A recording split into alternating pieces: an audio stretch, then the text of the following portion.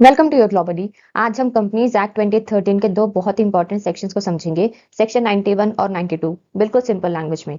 ये sections company के records, members register और एनुअल रिटर्न फाइलिंग से रिलेटेड हैं, जो एग्जाम और प्रैक्टिकल कॉर्पोरेट लॉ दोनों के लिए बहुत इंपॉर्टेंट है। तो चलिए इन दोनों सेक्शंस को समझना शुरू करते हैं। सेक्शन 91 बात करता है power to close register of members या फिर सिक्योरिटी होल्डर्स। इसका सबसेक्शन 1 कहता है कि कंपनी अपना register of members, register of debenture holders and register of other security holders temporary close कर सकती है। कंडीशंस क्या हैं कि टोटल क्लोजर पीरियड एक साल में 45 डेज से ज़्यादा नहीं होना चाहिए। एक बार में मैक्सिमम 30 डेज तक ही क्लोज कर सकते हैं। कंपनी को पहले से मिनिमम 7 डेज का नोटिस देना ज़रूरी है और लिस्टेड कंपनी के लिए सेबी शॉर्टर नोटिस अलाउ कर सकता है। नेक्स्ट है सब सेक्शन 2। ये बताता है कि अगर कंपनी प्रॉपर नोटिस के दिए बिना रजिस्टर क्लोज करे या फिर रिक्वायर्ड पीरियड से कब नोटिस दे या फिर अलाउड टाइम लिमिट से ज़्यादा रजिस्टर क्लोज रखे तो कंपनी एंड डिफॉल्ट करने वाले ऑफिसर्स दोनों पर पेनल्टी लगेगी। पेनल्टी क्या है? 5,000 rupees per day subject to maximum 1 lakh rupees. Next है सेक्शन 92 जो कि बात करता है एनुअल रिटर्न के बारे में। इसका सबसेक्शन 1 कहता है कि हर कंपनी को हर फाइनेंशियल ईयर के एंड पर एक एनुअल रिटर्न प्रिपेयर करना होता है। इसमें कंपनी की इंपॉर्टेंट डिटेल्स होती हैं। एनुअल रिटर्न में आखिर क्या क्या इंक्लूड होगा? बेसिक कंपनी डिटेल्स की रजिस्टर्ड ऑफिस कहाँ है, बिजनेस एक्टिविटीज, होल्डिंग, सब्सिडरी और एसोसिएट कंपनीज की डिटेल्स। नेक्स्ट है सिक्योरिटीज की डिटेल्स जैसे कि shares, debentures, other security share holding pattern. फिर है कि मेंबर्स एंड डिबेंचर होल्डर्स की मेंबर्स की डिटेल्स, डिबेंचर होल्डर की डिटेल्स, प्रीवियस ईयर के बाद हुए चेंजेस, मैनेजमेंट की डिटेल्स, प्रमोटर्स, डायरेक्टर्स की मैनेजरियल पर्सनल इनमें हुए चेंजेस। फिर है मीटिंग की डिटेल्स की members meeting, board meeting, committee meetings and attendance details. Remuneration की डायरेक्टर्स और की मैनेजरियल पर्सनल की कितने सैलरी या फिर रेम्यूनरेशन मिली है। पेनल्टीज एंड पनिशमेंट्स की कंपनी या ऑफिसर्स पर कोई पेनल्टी या पनिशमेंट है तो कंपाउंडिंग ऑफ ऑफेंसेस और अपील्स डिटेल्स।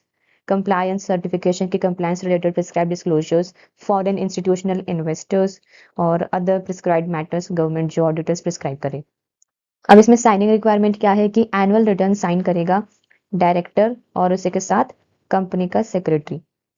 अगर कंपनी सेक्रेटरी नहीं है तो company secretary in practice sign करेगा।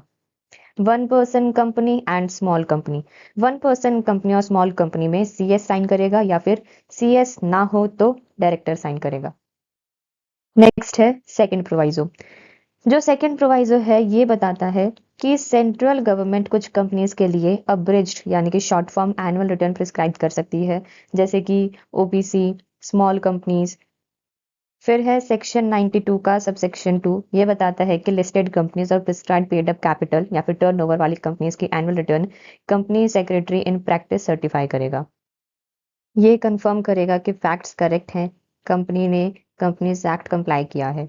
नेक्स्ट है सबसेक्शन 3। ये बताता है कि एनुअल रिटर्न का एक्सट्रैक्ट बोर्ड्स रिपोर्ट का पार्ट बनेगा। सबसेक्शन 4 बताता है कि हर कंपनी को एनुअल रिटर्न एजीएम के 60 डेज के अंदर रजिस्ट्रार के पास फाइल करनी होगी।